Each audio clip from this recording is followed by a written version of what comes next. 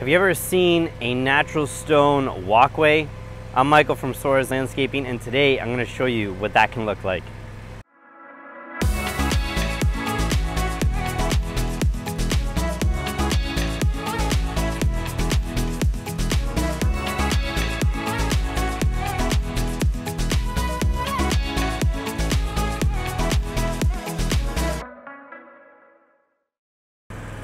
So in front of us is a brand new natural stone walkway.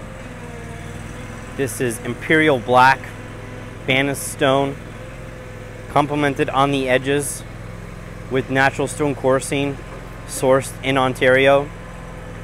And the front step is also imperial black from Bannis stone also. Natural stone is becoming a huge option again. It's not just for big estate properties.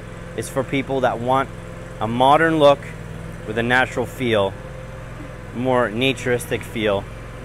And this is a great option to modernize anybody's curb appeal to their home.